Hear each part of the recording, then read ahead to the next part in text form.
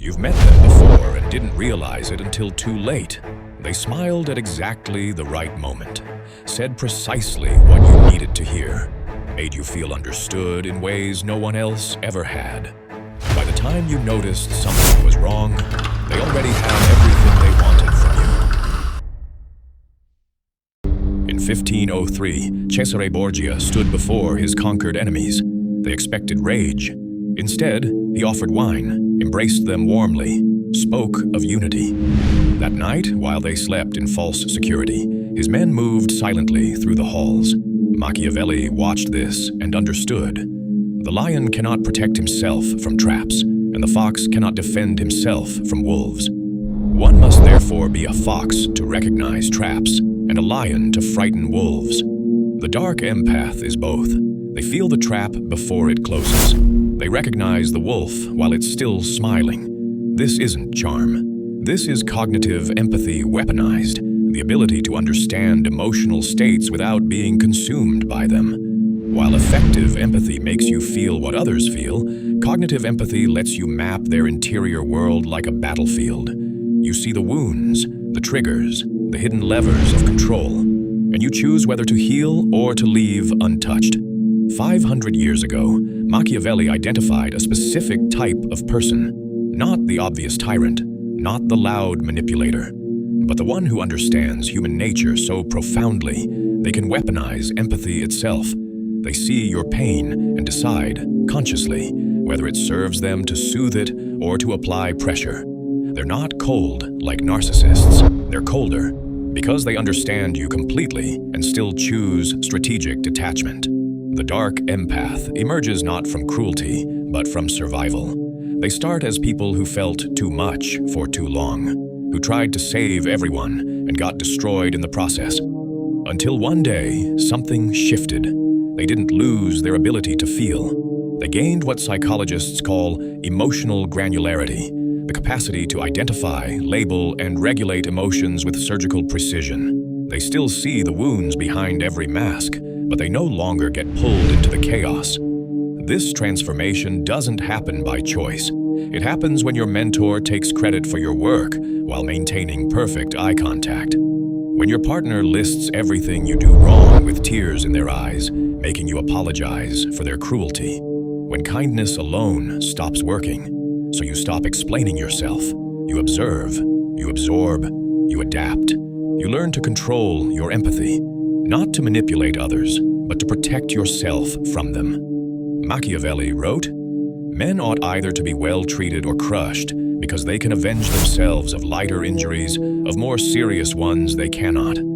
The Dark Empath understands this viscerally. You don't give partial boundaries. You don't half-protect yourself. You either fully trust or fully withdraw. No middle ground, no slow bleeding. You've buried the parts of your heart that kept getting stabbed. And once you reach that point, you rise.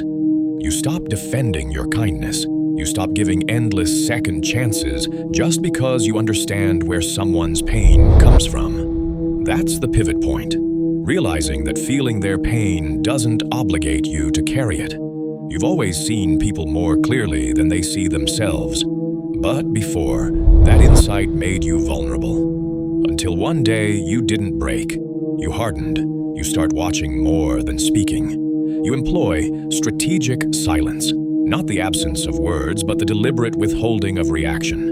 You let people reveal themselves through their discomfort with your calm. You don't argue. You vanish. You don't seek closure. You close chapters yourself. You use your emotional radar not to fix people, but to avoid them, to read micro-expressions before they shape sentences, to know exactly when someone is lying by the pause before their laugh. In boardrooms, you watch who speaks last, who controls the silence, whose approval everyone seeks without asking. At dinner tables, you notice who deflects with humor, who bonds through shared complaints, who needs to be the most wounded. You walk into rooms and feel what everyone's hiding. You don't flinch, you don't speak on it, you just adjust. The world hates this because most people are performing, addicted to attention, controlled by their need to be accepted. But you've trained yourself to thrive in silence, to to stay calm when provoked, to walk away with dignity rather than cling with desperation. And nothing terrifies weak people more than someone they can't guilt, can't shame, can't manipulate through connection. They'll call you cold. They'll say you've changed, and you have. The Dark Empath doesn't use emotion to destroy. They use it to survive. They wear empathy like armor. They feel deeply, but only for those who've earned it. They connect, but never at the cost of themselves. Machiavelli's true genius wasn't teaching cruelty. It was teaching clarity. Everyone sees what you appear to be. Few experience what you really are. You've learned to show only what serves you, not deception, protection. You're not heartless. You just stopped announcing your heart to people who treated it like a doormat. You've stopped burning yourself alive to keep others warm. You've crossed from emotional survival to emotional sovereignty.